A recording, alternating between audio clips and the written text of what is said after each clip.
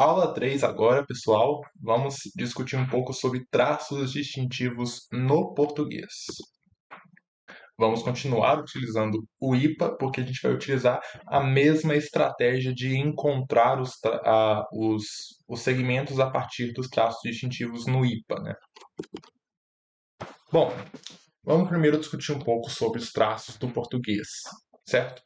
Na aula passada a gente viu que os traços consonantal, soante e silábico parecem ser universalmente relevantes e distintivos nas línguas, mas só eles não explicam, né, não descrevem o sistema fonológico inteiro das línguas, de todas as línguas, né?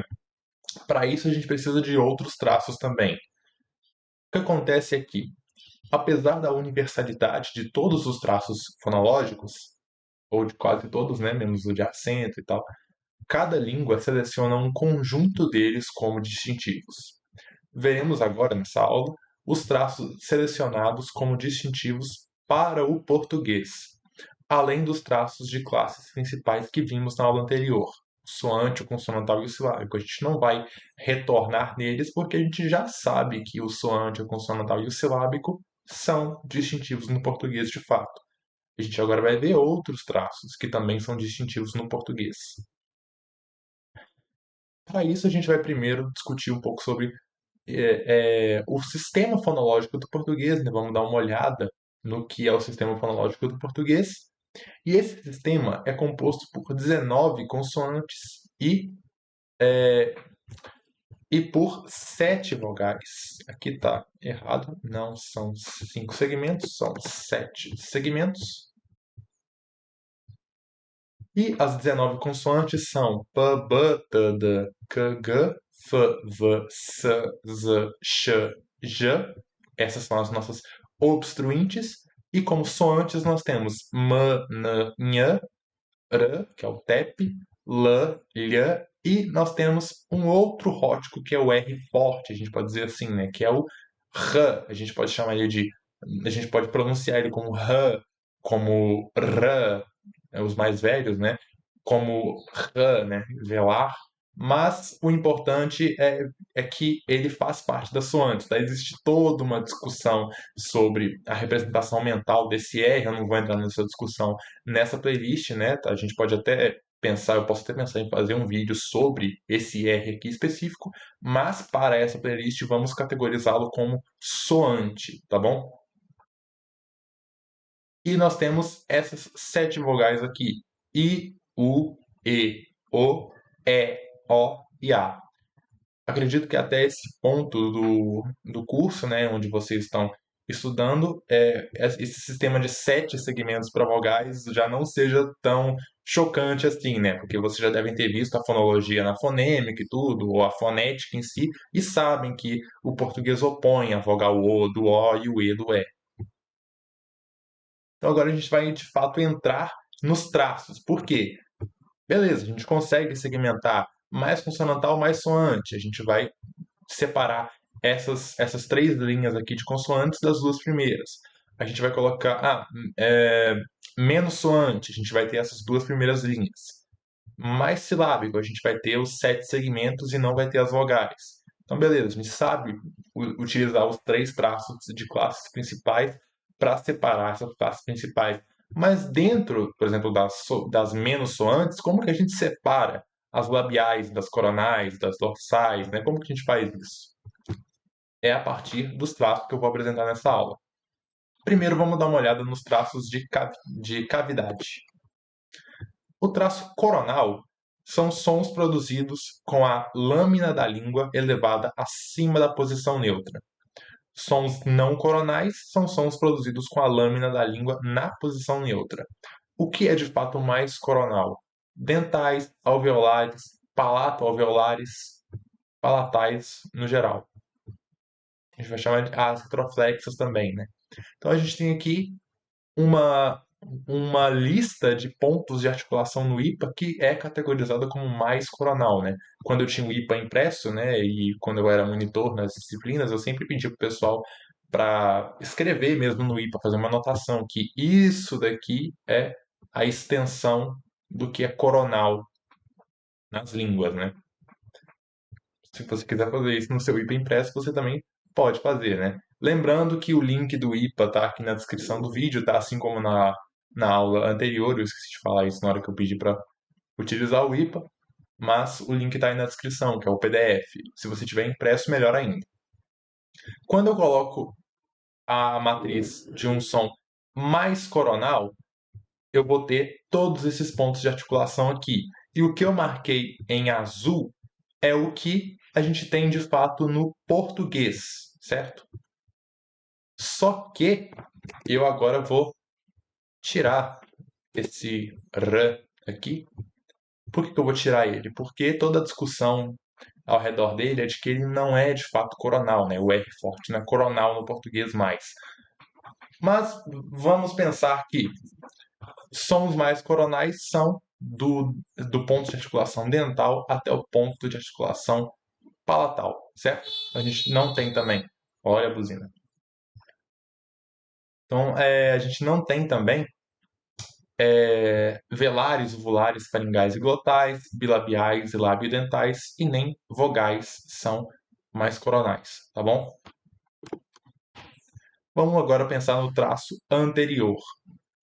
Os sons anteriores são sons produzidos com uma obstrução localizada na frente da região palato-alveolar da boca. Basicamente sons labiais, dentais e alveolares. Olha só, todos esses sons aqui, essa outra lista de pontos de articulação é mais anterior, certo? Vogais são sempre menos anteriores. Isso aqui gera muita confusão, por quê? Porque a gente está acostumado com uma nomenclatura na fonêmica, em outras análises fonológicas de vogais posteriores e vogais anteriores, né? O I é anterior e o U é posterior. Beleza, é uma nomenclatura também meio fonética.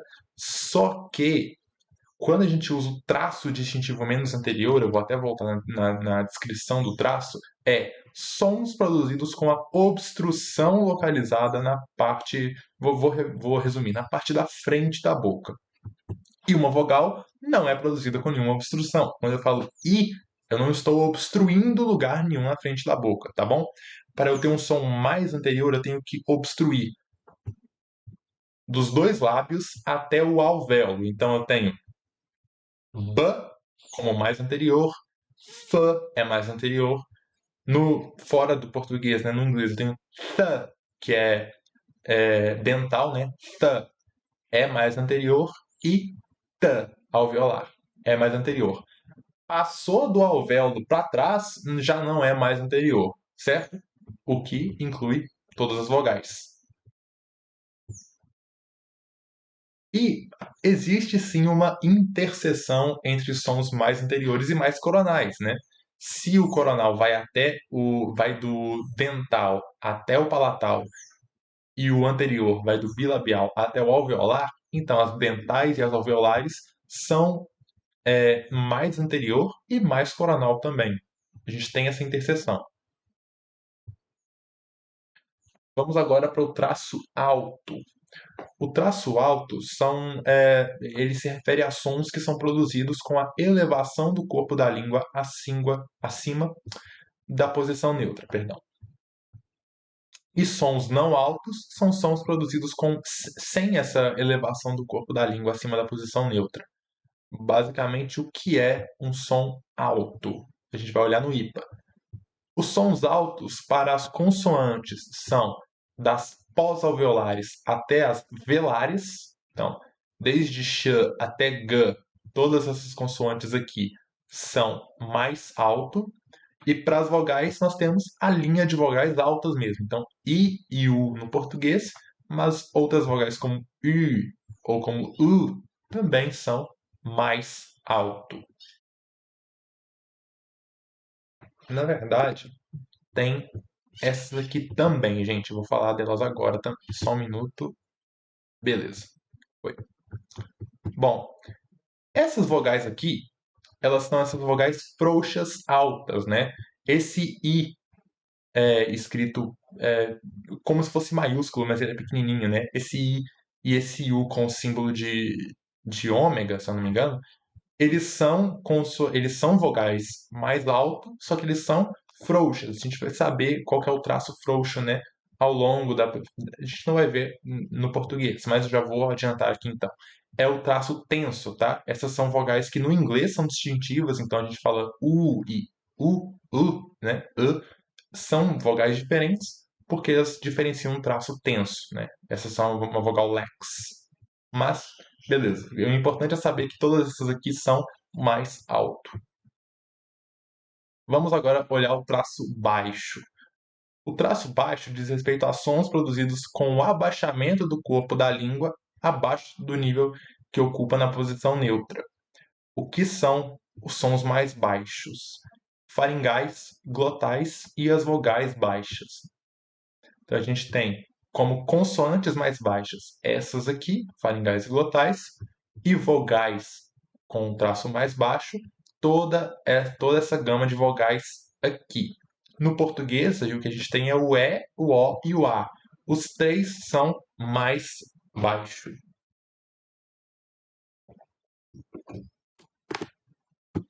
Vamos falar agora do traço posterior. Os sons mais posteriores são sons produzidos com a retração do corpo da língua a partir da posição neutra. Então a língua vai um pouco para trás. O corpo da língua, né? Então, quais sons são mais posteriores? As consoantes velares, uvulares, faringais. Glotais, elas não são, já vou explicar isso. E vogais posteriores. Vamos para cá. Pronto. Sempre é melhor olhar no IPA, né? As consoantes aqui mais posteriores, elas precisam de uma retração do corpo da língua para a produção delas, beleza? Então a gente vai ter o K e o G aqui, que eles têm que retrair o corpo da língua, né, para essa produção, até as consoantes faringais. Por que as glotais não são mais posterior?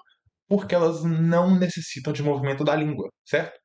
Ela só precisa do movimento da língua para baixo, mas para trás não precisa. Quando eu falo "h", a língua só abaixou para o ar poder sair de fato, né, para o ar da glote, né, para essa obstrução na glote servir para produzir uma consoante. Mas a língua não teve que retrair para trás, certo? Então, as glotais também são menos posterior, né? Tudo que está aqui em preto é menos posterior. A gente tem velares, uvulares e faringais como mais posterior, e as vogais que não estão tampadas aqui, né? Por que ficou tão estranho esse quadro de vogais com essa diferenciação da de mais posterior? Porque a gente agora vai lembrar de novo que o IPA não tem um correlato específico e certinho com os traços distintivos. O IPA é uma categorização fonética dos sons, ele diz respeito à articulação dos sons, enquanto as categorias fonológicas, os traços distintivos, eles dizem respeito ao que o falante categoriza mentalmente sobre o som que ele escuta, o som que ele vai produzir. Então, o A, ele é uma vogal que está alinhada aqui ele é uma vogal central foneticamente, certo? Ele é muito menos retraído do que um O. Só que nos sistemas linguísticos, no sistema cognitivo, todos eles recebem o traço mais posterior, certo? Então, beleza. O importante é saber que o A é mais posterior. Você não vai colocar para mim que o A é menos posterior ou que o A é mais central, porque, primeiro, que esse traço nem existe. Segundo, que o A é mais posterior porque ele vai sempre funcionar com outras consoantes, com outras vogais mais posteriores também nos sistemas das línguas. Vamos pensar agora no traço arredondado. O traço arredondado, ele diz respeito a sons que são produzidos com o arredondamento dos lábios. Basicamente, vamos tratar de vogais arredondadas. O que são vogais arredondadas? Quando você for olhar aí no IPA, no quadro das vogais, você tem uma vogal que tem um ponto, né, um pontinho preto, e uma vogal do lado. Elas também têm uma certa duplinha, igual as obstruintes aqui no quadro de consoantes. E o que é uma vogal arredondada? É a vogal que está à direita dessa dupla. Então, o U é uma vogal arredondada, ao passo que U é não arredondado. No português, a gente tem como vogais mais arredondadas o U, o O e o O. Vamos olhar um pouco agora os traços de abertura secundária. Vamos olhar primeiro agora o traço nasal. O traço nasal ele diz respeito a sons produzidos com um abaixamento do grau palatino, permitindo que o ar escape através do nariz. O que são, de fato, né? São as consoantes nasais e as vogais nasais. Só que no português não existe vogal nasal fonológica, tá? A gente só tem vogais orais. As vogais que a gente produz, por exemplo, ou são nasalizadas. É diferente, a gente vai ver esse processo de nasalização ainda. Mas o que a gente tem que saber é que mais nasal no português são só as consoantes nasais. E especificamente só três: M, N e Nh, que a gente representa graficamente com o NH. Lateral. Os sons com traço mais lateral são sons produzidos com a elevação da lâmina da língua e o abaixamento do centro da língua, permitindo que o ar escape por um lado ou por ambos os lados. O ar sai da boca na vizinhança dos dentes molares. Esse traço é restrito a sons consonantais coronais. O que isso quer dizer, basicamente? Vamos traduzir essa explicação. Os sons laterais são aqueles sons que assemelham-se a L's, tá bom? Vamos pegar assim. Quando você eleva a ponta da língua e encosta em algum lugar e deixa os dois lados do trato vocal abertos para o ar sair por eles. Então, L, quando eu falo L, a língua está no meio da boca, obstruindo essa parte do meio, e o ar está saindo ao longo dessa obstrução por um dos lados ou pelos dois lados, né? Lá, lé, li, ló, lu. Tá vendo? E o que são essas consoantes laterais? As fricativas laterais e as laterais aproximantes. O português não tem no seu sistema fonológico fricativas laterais, ele só tem duas laterais aproximantes, que são o L e o LH, que a gente representa como LH na escrita. Traços de modo de articulação agora. A gente tem um traço de modo de articulação chamado contínuo, e ele vai ser muito, muito, muito importante. Os traços os sons que têm o traço mais contínuo são sons cuja constrição primária, o traço vocal não está estreito a ponto de bloquear a passagem do fluxo de ar. Então, basicamente, é um som que você consegue produzir mais continuamente, né, mesmo. Então, a gente tem, vamos pegar aqui, vogais. A gente consegue produzir uma vogal por muito tempo, né? Até acabar o ar, a gente pode falar e por muito tempo. A gente pode falar semivogais por muito tempo, que tem o mesmo som das vogais. Líquidas e fricativas também. Então, a gente tem, vamos pegar a fricativa fã, a gente pode falar fã. Tá vendo que eu consegui alongar esse período da consoante? É diferente de uma oclusiva. A oclusiva eu não consigo alongar. Se eu for falar um p continuamente, né, se eu vou falar ele por mais tempo, eu vou só alongar o silêncio, né? Eu vou só fazer. Percebeu que eu não tive nenhum som alongado? Foi só um silêncio que eu alonguei para falar o p. Então, nesse caso, o que é um som mais contínuo no IPA?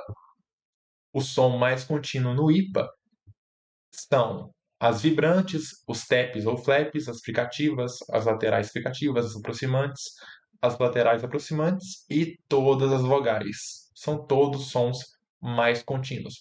É melhor falar do que não é contínuo, né? O que não é contínuo, que é menos contínuo no IPA, é as oclusivas e as nasais. Também tem que as africadas também são menos contínuas, tá bom? Elas não são mais, são menos contínuas. O tchan e o dja, por exemplo. Vamos agora pensar, e falando em africada, né? Existe um traço chamado traço de soltura retardada. Esses são sons em que a soltura do ar é inicialmente bloqueada e depois liberada com turbulência. Esse é um traço que não é distintivo no português, mas ele vai ajudar muito a gente a fazer as nossas análises, porque é a adição do traço mais soltura retardada que gera as consoantes africadas, como ts, ch, j ou z. Então, a gente vai ter mais soltura retardada, elimina todos os sons aqui que a gente tem de consoantes e vogais no IPA e só sobra as consoantes africadas, como aquelas que eu dei como exemplo, né? Ts, z, ch e j.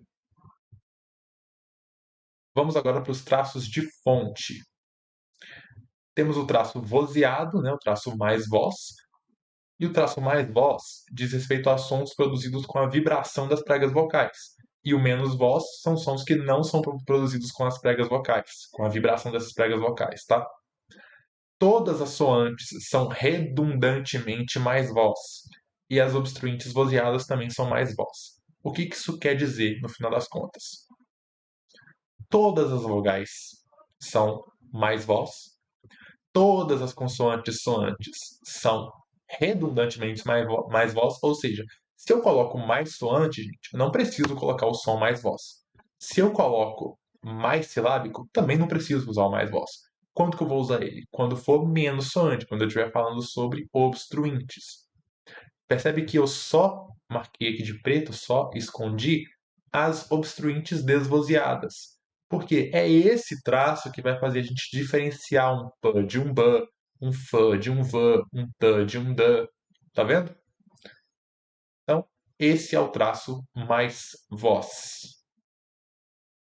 Com isso, a gente tem a gente pode montar aqui uma tabela, né, sobre os traços distintivos dos segmentos fonológicos do português. Então, a gente tem aqui todos os traços que são distintivos no português, de fato, né? E todos os segmentos fonológicos do português, incluindo vogais e consoantes, tá?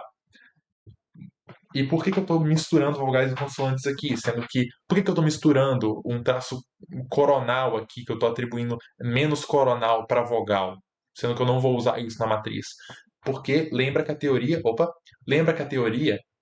ela diz que esses traços são universais, certo? Então, todos os sons têm todos os traços, todos os segmentos, todos os fonemas, eles têm todos os traços especificados com algum mais ou algum menos, certo? Só que o que é distintivo é o que importa. Então, eu vou só montar eu vou montar uma matriz com o que de fato for distintivo no sistema linguístico, primeiramente, e segundamente, o que for de fato distintivo para aquele segmento que eu estou querendo. Então, eu não preciso representar que uma vogal é menos coronal, porque obviamente ela já é menos coronal por ser mais silábico. A gente vai ver um pouco disso na próxima aula. Mas, então, esse é o quadro final de fonemas, né, de unidades fonológicas do português com os traços de fato distintivos do português. Vamos prestar uma atenção nesse R aqui, ó, no rótico, que ele não aparece no IPA, tá? Ele não confunda, gente, esse R com esse R aqui, ó. Com esse R aqui. Ele não é um trio uvular, não. Eu estou representando ele aqui como esse R maiúsculo, baseando-se um pouco naquela ideia de arquifonema, tá? Porque ele é como se fosse não especificado, tá? Na aquisição da linguagem. Então, o que eu quis repassar aqui com ele, tá? Inspirado também na bibliografia que eu selecionei. As referências que aparecem no final do vídeo são para que vocês possam ter uma noção dessas referências, dessa bibliografia, tá? Que o que eu estou considerando desse R aqui é que ele é mais soante, é menos silábico, ele é mais consonantal, ele é mais contínuo, ele não é nasal, não é lateral, e basicamente é isso que importa, tá? O importante é que ele não seja lateral, seja soante e mais contínuo. Isso já tem um rótico. Só que isso mistura ele com o RAN, né? Com o TEP. E aí, o que a gente vai ter nele? Que ele é menos coronal e menos anterior, uma vez que o TEP ele é mais coronal e mais anterior, e ele vai ser mais alto e mais posterior, tá? Estou pensando numa aquisição de fato em que a criança tem contato com R, ela não tem contato com R mais, né? Então, como que a criança vai categorizar um R fonológico se ela basicamente não tem esses dados, esse tipo de dado fonológico, desse tipo de dado linguístico primário, né? Enfim, esse é um outro quadro sobre traços fonológicos de fones que podem ocorrer no português, né? De realizações diferentes daqueles fonemas lá. Ou seja, isso aqui não é distintivo no português, tá? Esses segmentos não são distintivos, eles só são frutos da derivação fonética. Então a gente tem ch e j que aparecem muito. A gente tem todas as possibilidades de realização daquele R lá, né, do rótico forte. Nós temos também a vogal A, né, que é o A menos baixo, né, que é o A alçado por conta da nasalidade também. E aí nesse quadro a gente adiciona o traço que não é distintivo, mas que vai servir para as africadas, que é o soltura retardada. Beleza, gente? Então, esse é o fim de mais uma aula. Muito obrigado. Nessa aula a gente viu todos os traços que são distintivos no português. E na próxima aula a gente vai ver um pouco sobre montar matrizes de traços distintivos para o português, tá bom? Então, até a próxima.